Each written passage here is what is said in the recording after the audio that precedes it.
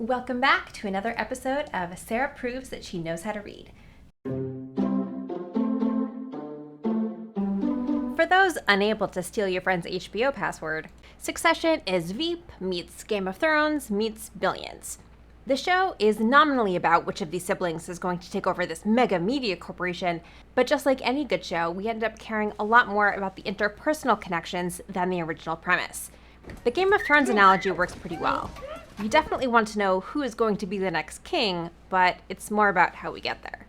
For fans of if I were to recommend a Shakespeare play, you might be thinking Macbeth or King Lear, but it's gotta be Hamlet. I land the deal, I kill Kendall, I'm crowned the king.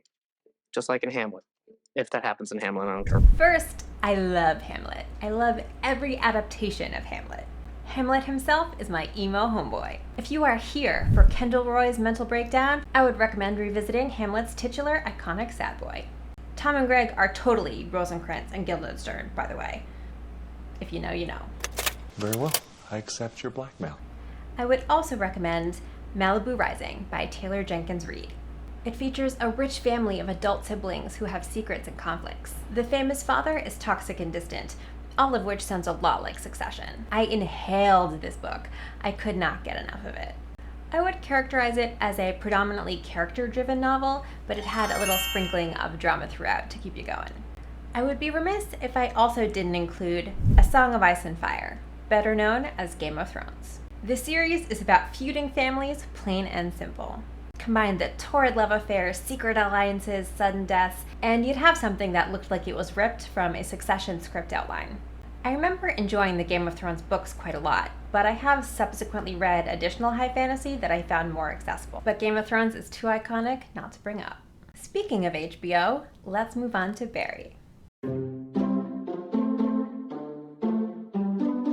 I admittedly had forgotten about Barry, but I'm glad it's back now. The show stars Bill Hader as a lovable hitman who is trying to switch up careers to be an actor in LA. The villains are super friendly and ridiculous, and the juxtaposition of the acting class with the dark comedy of the hitman world is pure gold. I got shot too, remember? Barry shot me precisely in the same arm. Oh, same spot. Wow, he's so good. The Gunseller by Hugh Laurie, yes, that Hugh Laurie, has a similar vibe. It's a spy genre spoof in which our assassin protagonist decides to warn the guy he was hired to kill. I read this a long time ago. I gave it 5 stars at the time, and I assume it still holds up. Hugh Laurie submitted the manuscript under a pseudonym because he didn't want to be just another celebrity author, and the manuscript was admitted on its own merits, so I assume that it still holds up. It's Archer before Archer, but less crass. I would also recommend the Murderbot Diary series by Martha Wells. This series was recommended to me by Liz and John, so shout out Liz and John. It's got a similar mix of dark humor and genuine emotion that Barry has. I would give this a solid 3.5, 4 stars. I should maybe take a small detour here to define what my star scale is. 3.5 stars probably doesn't sound like a lot, and you might be wondering why I'm recommending it. I don't tend to give a lot of 5 stars.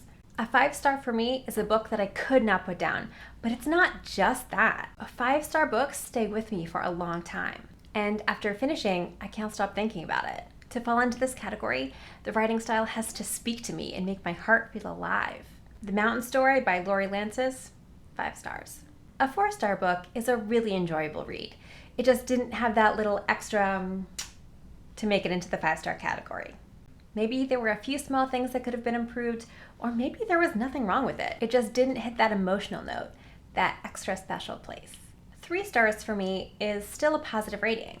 I didn't love it, but I didn't dislike it. 2 stars is when we get into the I didn't like it category. Maybe I liked a few things but found it lacking in other areas. Maybe the writing style just wasn't for me. Most books probably live in the 2 to 3 star realm for me. 1 star means that I hated it. I disliked it and had several issues with it. I may have been offended by problematic plot points or characterizations. I would put Outliers by Malcolm Gladwell in this category. I have a whole rant about that book if you want to hear more. Now that we've established my rating scale several minutes in, let's keep going with the recommendations. Let's talk about Bridgerton. I have not seen Bridgerton, but I know 2 things about the show. It's historical fiction and it's bringing sexy back. So I have 2 recommendations. I will recommend Persuasion by Jane Austen, which is a historical fiction romance novel that I don't remember at all. Other than that, I kind of liked it. So it's perfect. It turns out I read almost no romance genre. I did read You, which is the book that the Netflix series is based on. Now, I wouldn't say that it's an objectively good book, but I would put it in the publicly acceptable erotica category, a la 50 Shades. I won't actively recommend it, but I won't tell you not to read it. The second in the series, I will tell you not to read. It was terrible. And people never say this, so you know I mean it. The show is better. Let's talk about something I do know about, and that's Sherlock. I love the BBC show Sherlock and all of its many adaptations. I think these shows defined my young adulthood, so I have to show them some love here. I will not be suggesting anything with Sherlock in the title. I do have to recommend at least one detective mystery though, right? So I will recommend 2 books by Ruth Ware, One by One and The Woman in Cabin 10. The Woman in Cabin 10 follows a woman on a luxury cruise who witnesses a murder. Someone is thrown overboard. The problem is, no one is missing. Arguably, one of the many reasons that we love Sherlock is the competence porn. No, I will not be elaborating. I have read Terry Pratchett's Small Gods a number of times. It's a standalone in the Discworld series, which means that it takes place in the same universe as a lot of other books that he's written, but it's great on its own. It's an over-the-top satire reminiscent of Candide, which is also great. If you've read any Philosophy 101, you'll get a kick out of some of the nerdy jokes. Small Gods follows 2 main characters, the great god who is in the form of a turtle, and a monk. The monk is the only one who can hear because the monk is the only one who actually believes in him. This is ironic since the entire political society of Omnia is intertwined with the church. For God's sake, the place is named Omnia after him. The book is a neat commentary on the difference between real versus performative faith. But what does this have to do with Sherlock? Well, reminds me a lot of Sherlock. He is really biting and funny kind of by accident. He tries to use logic to make his points, and he is all-knowing, so can't get more competent than that. The last recommendation for fans of Sherlock missing the show is The Martian by Andy Weir. I think this might be the most similar for fans of BBC's Sherlock because it combines the ingenuity that we love with the mystery thriller. Well, that was tedious. In The Martian, our protagonist is stranded on Mars. The book follows his trials as he attempts to survive. He draws on his creativity and engineering skills to confront one seemingly insurmountable obstacle after another. The Martian is also a movie, and yes, the book is better, but I enjoyed the movie as well. If I were a TV show, I would be Once Upon a Time, so I have to show it some love here. For those who haven't seen it, stop watching this and go watch that. It's a show in which fairy tale characters have come to life, but they don't know they're fairy tale characters. For fans of the show, I would highly recommend The Magicians by Lev Grossman because it deconstructs the fantasy genre. For example, the narrator's the main guy, so you'd think all the special stuff would happen to him. But it turns out that someone else is the chosen one. It takes the tropes and flips them on their head.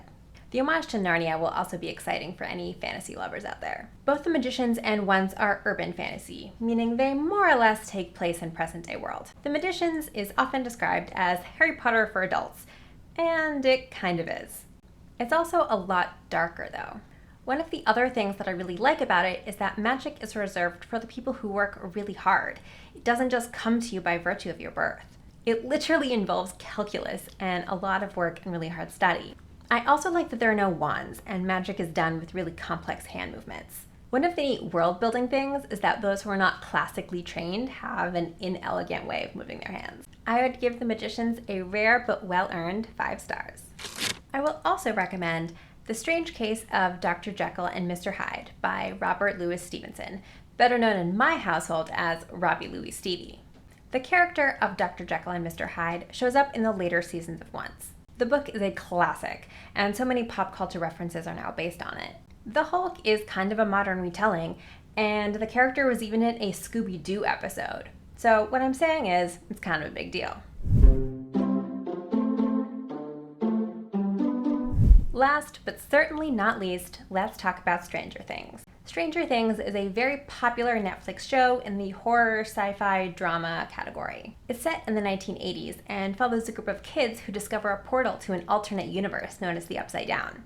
It features a girl who is experimented on who has psychokinetic powers, and Winona Ryder recreating that meme from It's Always Sunny. The setting and vibe is somewhat reminiscent of Stephen King's It, but without the disturbing and graphic sexual content featuring preteens. So, spoiler alert, I will not be recommending it. I haven't recently read a lot of books like Stranger Things, but several years ago I read The Fold and remember liking it quite a lot. The Fold follows a group of DARPA scientists who figured out a way to fold dimensions. It claims to shrink distances so you can travel hundreds of feet, but it isn't merely a teleportation device. One of the scientists who tests it out exits the door covered in blood and gore and cuts, and our protagonist is on a quest to solve the mystery. The Fold is a standalone book set in the same universe as 14. It's another supernatural mystery about a strange apartment building. I haven't read a lot of books in this genre that I really love. Feedback by Dennis Taylor, for example, was a 32-minute audiobook that I did not care for. I deleted it off my phone so fast. I liked the narrator though. He did also narrate Project Hail Mary, which I would definitely recommend. Feedback, on the other hand, is a giant waste of time. It just ends abruptly without